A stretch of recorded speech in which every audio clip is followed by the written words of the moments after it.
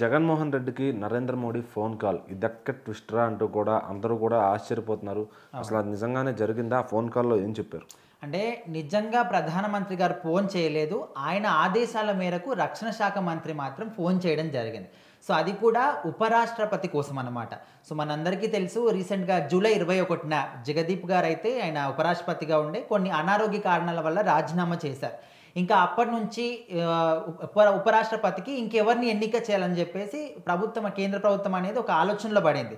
So ఇప్పుడు వాళ్ళకు ఒక పేరు అనేది ఏకగ్రీవంగా ఎన్నుకున్నారు అందరూ కూడా. సో ఇక్కడ జగన్మోహన్ రెడ్డి గారికి కూడా ఎంపీ స్థానాలు ఉన్నాయి, రాజ్యసభలో కూడా స్థానాలు ఉన్నాయి కాబట్టి సో ఈయన డెసిషన్ ఏంటి? అందరూ కూడా ఏకగ్రీవంగా ఒక పేరు అనుకున్నారు. సో మరి ఈ పేరుకి నువ్వు అంగీకరిస్తావా లేదా అని చెప్పేసి అడగడానికైతే ఫోన్ చేశారు. సో మీరు కూడా ఖచ్చితంగా మేమందరం కూడా ఒక పేరు అనుకుంటున్నాము, ఏకగ్రీవంగా ఎన్నుకున్నాము.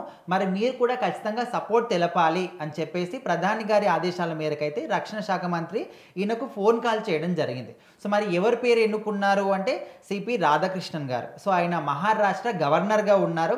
సో మరి ఆయన తమిళనాడుకు చెందినటువంటి ఒక సీనియర్ బీజేపీ నేత అన్నమాట.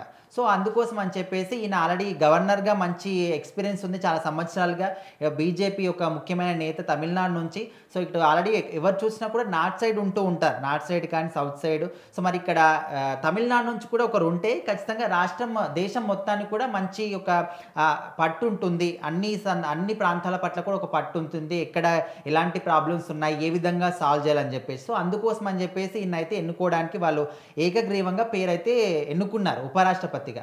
మరి ఇక్కడ జగన్మోహన్ రెడ్డి గారికి కూడా ఈ సపోర్ట్ తెలుపుతారా లేదా అంటే ఖచ్చితంగా ఆయన మరి ప్రధాని గారే ఆయన ఆదేశాల మేరకే ఫోన్ వచ్చింది కాబట్టి మరి ఆయన ఉద్దేశం ఏంటి? అందరూ కూడా ఏకగ్రీవంగా ఎన్నుకున్నటువంటి ఈ వ్యక్తికి ఈయన సపోర్ట్ చేస్తాడా?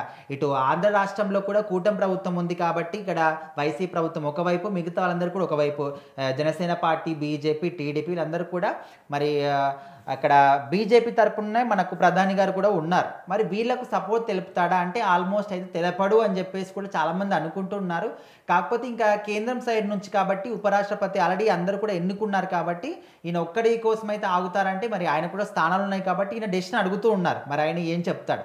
సో ఒకవేళ ఈయన కాల్ చేశాడు కాబట్టి చాలామంది ఏమనుకున్నారంటే అరే కూటమి ప్రభుత్వంలో ఏమైనా చీలికలు వచ్చాయేమో అందుకోసమని ప్రధాని గారు జగన్మోహన్ రెడ్డి గారికి ఫోన్ చేయించారని చెప్పేసి కూడా అనుకుంటున్నారు. సో ఇందులో ఏమాత్రం కూడా నిజం లేదు. కూటమి ప్రభుత్వం యథావిధిగా ఉంటుంది.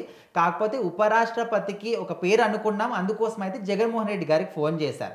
మరి జగన్మోహన్ రెడ్డి గారి డెసిషన్ ఏంటి? వాళ్ళకు సపోర్ట్ తెలుపుతాడా, లేదు అవసరం లేదని చెప్పేసి అంటాడని చెప్పేసి అయితే అనుకుంటూ ఉన్నారు. ఆయన డెసిషన్ ఇంకైతే చెప్పలేదు.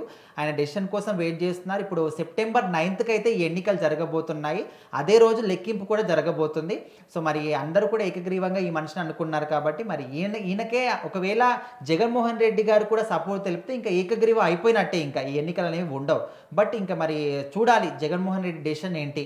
అందరూ అనుకున్నటువంటి ఈ నిర్ణయానికి సపోర్ట్ తెలుపుతాడా, లేదు నేను ఒక్కని సపరేట్ అని చెప్పేసి ఎన్నికలు జరుగుతాయా? వెయిట్ చేసి చూడాలి.